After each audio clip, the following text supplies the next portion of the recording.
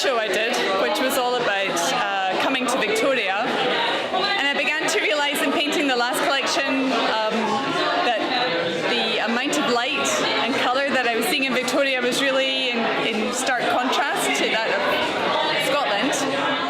And so I noticed that my palette had started to really brighten, and there was a kind of energy coming through in the paintings that I realised probably wouldn't have come across had I painted Scottish scenes in Scotland. So this is a collection that I've wanted to paint for a couple of years, and the reason I haven't got round to it is because I moved to Victoria, and I find it very important to paint Victoria first of all when my impressions were very new and fresh, and I had a whole ton of photographs of Scotland waiting in my camera. You know how large digital cameras are these days. From a trip that I did on the east coast of Scotland just prior to emigrating 2 years ago, and so I was kind of like a wound-up spring, really wanting to get to those photographs, and hence I really enjoyed painting this collection. So, yeah. How many pieces do you have in the show? I think I have 27 pieces. Yeah. And they're kind of split up geographically.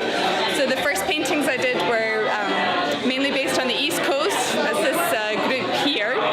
This was I don't come from the East Coast, so in a way it was like visiting a new place for me entirely, seeing it with fresh eyes. I really enjoyed the smaller scale buildings and very curvy coastline and motifs that are coming through like lobster creels. I love the shapes of those and the colours, the luminescent colours.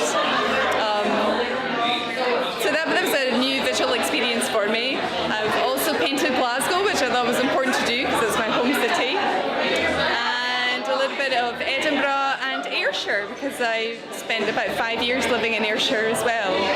So there's so many other places I could have painted, but...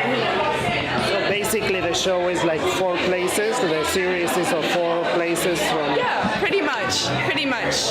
And it's been interesting tonight talking to people who either are Scottish or have visited Scotland or have Scottish heritage, just to see whether I've struck the balance correctly between representation and recognisability and exaggerating colour and exaggerating line and perspective.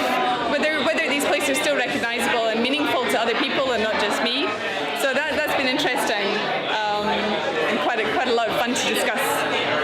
What's been the very positive view of the show from those people? Well, hand on heart, I wondered if anyone would actually come. I really wasn't sure how it would be to present a show that was all about a completely different city, a range of cities in a different country. I wondered if that would mean anything to anybody.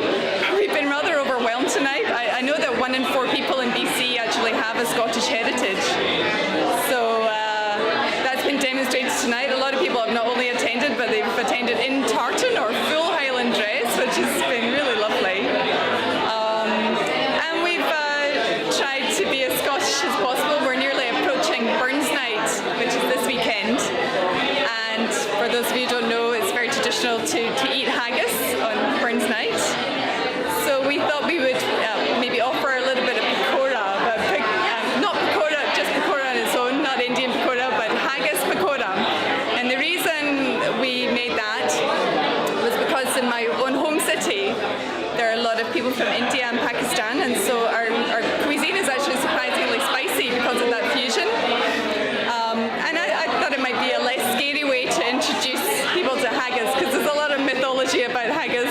A lot of people would think that there are things in there that actually aren't in there at all. It's really tasty, actually. If you haven't tried it, try it. So we've got whiskey going on, and my lovely friend Alex has been playing the bagpipes for us intermittently all night. So it's been a lovely atmosphere.